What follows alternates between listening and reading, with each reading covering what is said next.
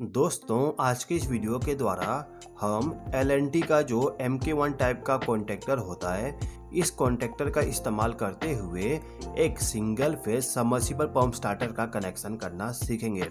जैसा कि आपको मालूम है, जो हमारा सिंगल फेज का सबमर्सिबल पंप स्टार्टर होता है, उसमें हमें दो टाइप का कैपेसिटर इस्तेमाल करना पड़ता है। फर्स्ट तो starting capacitor, second running capacitor. अब ये जो हमारा कैपेसिटर होता है, कैपेसिटर का वैल्यू मोटर के अकॉर्डिंग होती है। एग्जाम्पल के लिए आप ये समझ लीजिए, यदि आपके पास में 1 हॉर्स पावर का मोटर है तो उसके लिए जो स्टार्टिंग कैपेसिटर हम इस्तेमाल करेंगे वो 200 माइक्रोफैराड से लेके 250 माइक्रोफैराड के बीच में होता है, और जो रनिंग कैपेसिटर इस्तेमाल करेंगे वो 36 माइक्रोफैराड का होता है। अब जो हमारा मोटर होगा, उस मोटर को चालू करने के लिए हम एक स्टार्ट पुश बटन इस्तेमाल करेंगे। जो हम स्टार्ट पुश बटन इस्तेमाल करेंगे, इसके नीचे में आपको 2 एलिमेंट लगाना होगा। इसमें हमें 2 एलिमेंट क्यों लगाना पड़ रहा है, मैं आपको आगे बता दूंगा, ठीक है। उसके बाद मोटर को ऑफ करने के लिए हम एक स्टॉप पुश बटन का इस्तेमाल करेंगे। उसके बाद जो हमारा मोटर है, मोटर यदि रन करता है तो उसके इंडिकेशन के लिए एक इंडिकेशन लैंप का इस्तेमाल करेंगे। अब जो हमारा मोटर है, उस मोटर का रनिंग करंट कितना है उसको भी हमें देखना है, तो उसके लिए हमें अमीटर का इस्तेमाल करना पड़ता है, और हमें वोल्टेज को भी चेक करना है, तो उसके लिए हम वोल्टमीटर का इस्तेमाल कर लेंगे। ये जो हमारा वोल्टमीटर है, इसका कनेक्शन हम कुछ इस प्रकार से करने वाले हैं, जिससे कि जब हम चाहें वोल्टेज को देखना, उसी समय हमारा वोल्टमीटर वोल्टेज को शो करे, बाकी टाइम वोल्टेज को ना शो करे। तो इसके लिए हम यहाँ पे एक पुश बटन का इस्तेमाल कर लेंगे। ये जो हमारा पुश बटन होगा, इसको प्रेस करने से जो हमारा वोल्टमीटर है, ये वोल्टेज को शो करेगा, ठीक है दोस्तों। अब जो भी हमारा इनपुट पावर सप्लाई आएगा और जो केबल हमारे मोटर के लिए जाएगा, उसके लिए हम यहाँ पे एक टीबी का इस्तेमाल करते हैं। ये जो ओवरलोड ड्रिल है, इसमें जो आप व्हाइट बटन देख रहे हो, इस व्हाइट बटन को हम कहते हैं स्टार्ट पुश बटन। उसके बाद ये वाला बटन होता है स्टॉप पुश बटन, ठीक है। ये जो आप 2 टर्मिनल देख रहे हो, ये होता है एनोड टर्मिनल, यानी कि जब आप इस पुश बटन को प्रेस करोगे तो ये जो एनोड टर्मिनल है, ये एनसी में कन्वर्ट हो जाएगा। इसके बाद ये जो 2 टर्मिनल है, ये होता है एनसी टर्मिनल, यानी कि यदि आप स्टॉप पुश बटन को प्रेस करोगे तो आपका जो एनसी कॉन्टैक्ट है वो एनओ में कन्वर्ट हो जाएगा। अब आते हैं हमारे इस कॉन्टेक्टर पे। इस कॉन्टेक्टर में आपको 3 पावर टर्मिनल मिल जाएगा और एक एनओ टर्मिनल मिल जाता है। अब ये जो हमारा कॉन्टेक्टर है, इसको चालू करने के लिए आपको इस कॉन्टेक्टर के कॉइल, यानी कि ये जो टर्मिनल है और ये वाला टर्मिनल, इन दोनों टर्मिनल पे आपको पावर सप्लाई देना होता है। ये वाला टर्मिनल हमारा A1 है और ये वाला A2। A1 टर्मिनल पे हम फेज सप्लाई कनेक्ट करते हैं और A2 पे न्यूट्रल पावर सप्लाई, ठीक है दोस्तों।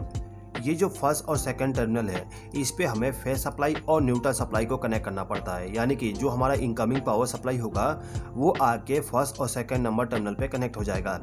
अब जो हमारा मोटर होता है, मोटर का जो केबल होगा, उसमें जो आर कोर होता है, यानी कि आर वाला जो वायर होता है, उसको लाके हमें तीसरे नंबर टर्मिनल पे कनेक्ट करना होता है। उसके बाद चौथे नंबर टर्मिनल पे वाई वाला जो कोर होता है उसको कनेक्ट करते हैं, और लास्ट वाले में हम बी वाले कोर को कनेक्ट कर देते हैं। अब चलिए दोस्तों, हम वायरिंग करना स्टार्ट करते हैं। सबसे पहले तो हम मोटर के लिए जो पावर सप्लाई जाएगा उसका कनेक्शन कर देते हैं। तो इसके लिए हमें क्या करना होगा, जो हमारा फेज सप्लाई है, उस फेज सप्लाई से एक वायर को कनेक्ट करिएगा, और इस वायर को ले जाके जो हमारा अमीटर है, अमीटर का जो S1 वाला टर्मिनल होता है, उस टर्मिनल के साथ आप इस वायर को कनेक्ट कर दीजिएगा।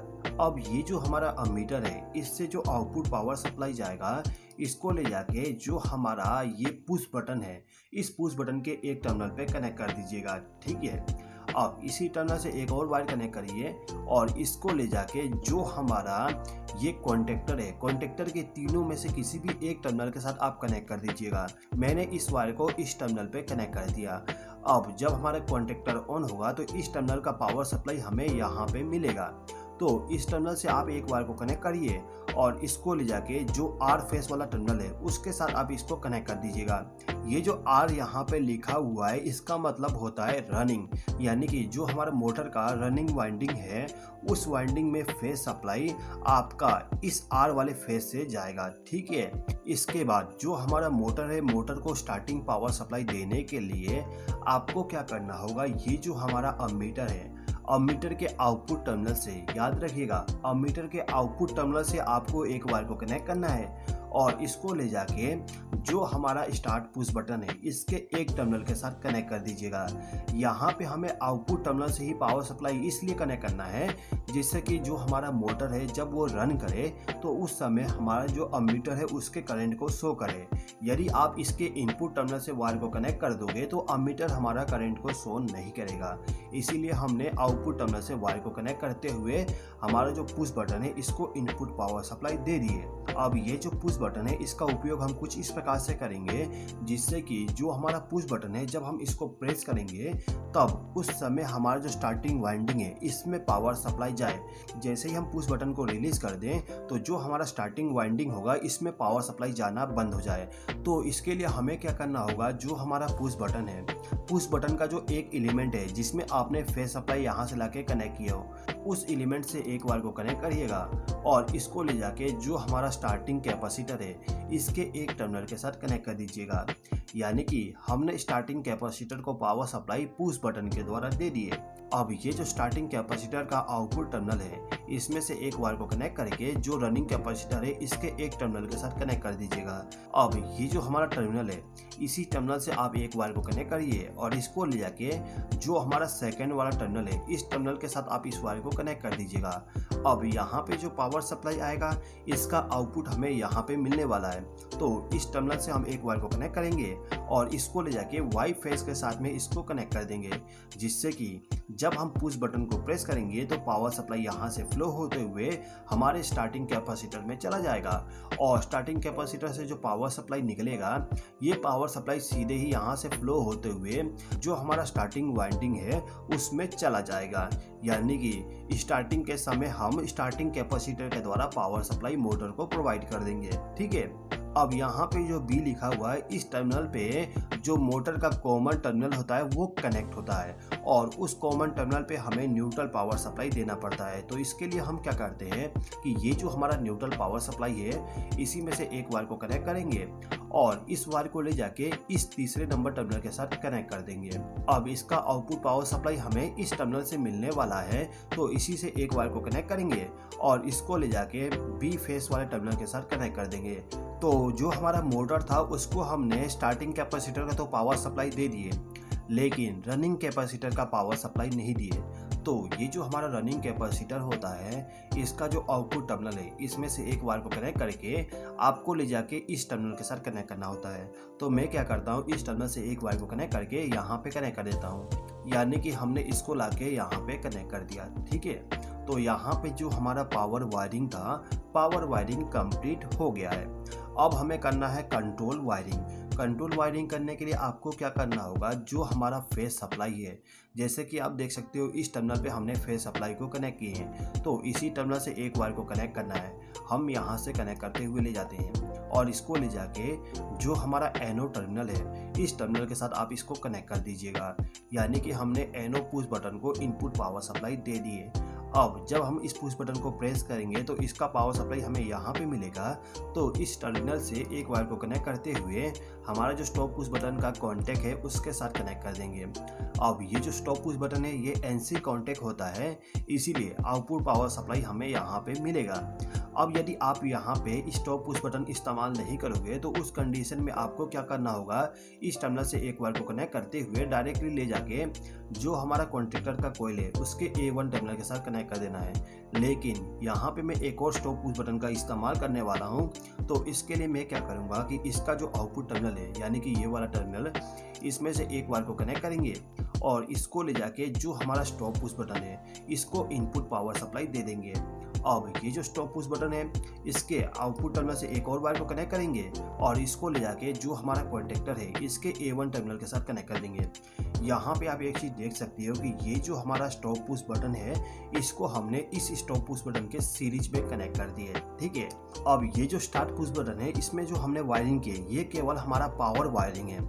यदि आप इस स्टार्ट पुश बटन का उपयोग मोटर को चालू करने के लिए इस्तेमाल करना चाहते हो तो इस स्टार्ट पुश बटन को आपको इस एनो कॉन्टैक्ट के पैरेलल में कनेक्ट करना होता है। तो इसके लिए हमें क्या करना होगा कि इस टर्मिनल से एक वायर को कनेक्ट करते हुए ले जाना है और इस स्टार्ट पुश बटन को पावर सप्लाई देना है। लेकिन यहाँ पे आप एक चीज़ नोटिस कर सकते हो कि ये जो वायर यहाँ पे कनेक्ट है ये वायर हमारा इस अमीटर के आउटपुट वाले टर्मिनल से कनेक्ट होके गया है और इसी आउटपुट टर्मिनल से एक और वायर कनेक्ट है जो कि पुश बटन के साथ ऑलरेडी कनेक्ट है। तो इसके लिए हम क्या करते हैं कि यहीं से एक वायर को कनेक्ट करते हुए इस स्टार्ट पुश बटन को इनपुट पावर सप्लाई कनेक्ट कर देंगे। अब इस पुश बटन का जो दूसरा एलिमेंट है, इस एलिमेंट से एक वायर को कनेक्ट करेंगे और इस वायर को ले जाके जो हमारा स्टॉप पुश बटन को इनपुट पावर सप्लाई दिया गया है उस टर्मिनल के साथ इस वायर को कनेक्ट कर दीजिएगा। देखिए, यदि हमें कोई रिमोट स्टार्ट पुश बटन इस्तेमाल करना है तो इसको हमें जो हमारा स्टार्ट पुश बटन है उसके पैरेलल में कनेक्ट करना होता है। अब जैसे कि आपने देखा, जो हमारा स्टार्ट पुश बटन है इसमें हमने दो एलिमेंट का इस्तेमाल किया। इस एलिमेंट में जो येलो वायर कनेक्ट है इसके द्वारा स्टार्टिंग कैपेसिटर में पावर सप्लाई जाएगा। उसके बाद इस पुश बटन में जो दूसरा एलिमेंट है, इस एलिमेंट का उपयोग मोटर को स्टार्ट करने के लिए इस्तेमाल करेंगे। ठीक है दोस्तों, अब ये जो कॉन्टेक्टर का कॉइल है इसको हमने फेस सप्लाई कनेक्ट कर दी है। अब हमें केवल न्यूट्रल पावर सप्लाई कनेक्ट करना है। तो इसके लिए हम क्या करते हैं कि ये जो हमारा न्यूट्रल पावर सप्लाई है इसी में से एक वायर को कनेक्ट करते हुए इसको ले जाके जो हमारा कॉन्टेक्टर का कॉइल है इसका जो A2 टर्मिनल है इस टर्मिनल के साथ हम इस वायर को कनेक्ट कर देंगे। ठीक है, अब इसके बाद हमारा जो कॉन्टेक्टर है इस कॉन्टेक्टर को होल्ड करके रखने के लिए आपको होल्डिंग सर्किट बनाना पड़ेगा। और जैसे कि आपने देखा कि ये जो हमारा एनो टर्मिनल है इस एनो टर्मिनल के साथ एक पिन कनेक्ट है। ये जो पिन है वो ऑलरेडी इस टर्मिनल के साथ कनेक्ट होगा। तो होल्डिंग सर्किट बनाने के लिए हमें सिंपली क्या करना होगा, ये जो आउटपुट टर्मिनल है इस टर्मिनल से एक वायर को कनेक्ट करिए और इसको ले जाके इस टर्मिनल के साथ कनेक्ट कर दीजिए। अब जब हमारा कॉन्टेक्टर ऑन होगा तो जो पावर सप्लाई यहाँ पे था वो यहाँ पे आने लगेगा और इससे पावर सप्लाई फ्लो होते हुए डायरेक्टली इस वायर से फ्लो होते हुए जाएगा हमारे स्टॉप पुश बटन में और स्टॉप पुश बटन से होते हुए जाएगा हमारे कॉन्टेक्टर के कॉइल में।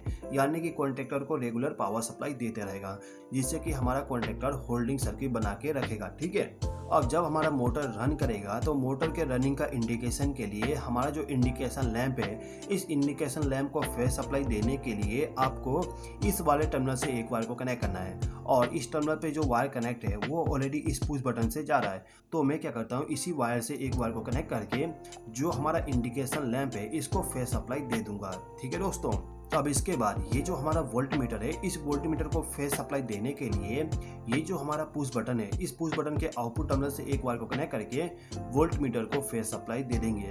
अब ये जो हमारा वोल्ट मीटर है और जो इंडिकेशन लैंप है इनको हमें न्यूट्रल पावर सप्लाई भी देना पड़ता है। तो इसके लिए हम क्या करते हैं कि यहाँ से एक वायर को कनेक्ट करते हुए ले जाएंगे और जो हमारा वोल्ट मीटर है इसको न्यूट्रल पावर सप्लाई दे देंगे। अब इसी वायर से एक और वायर को कनेक्ट करते हुए हम इस इंडिकेशन लैंप को भी न्यूट्रल पावर सप्लाई दे देंगे। तो MK1 टाइप का जो कॉन्टेक्टर होता है इस कॉन्टेक्टर का इस्तेमाल करते हुए हमने single phase submersible pump starter बना दी है। ठीक है दोस्तों, एक और टाइप का सबमर्सिबल पंप स्टार्टर आता है जिसमें कोई भी कॉन्टेक्टर का इस्तेमाल नहीं किया जाता है। यदि आप उस सबमर्सिबल पंप स्टार्टर का कनेक्शन सीखना चाहते हो तो राइट वाले वीडियो पर क्लिक करके उस वीडियो को देख लीजिए।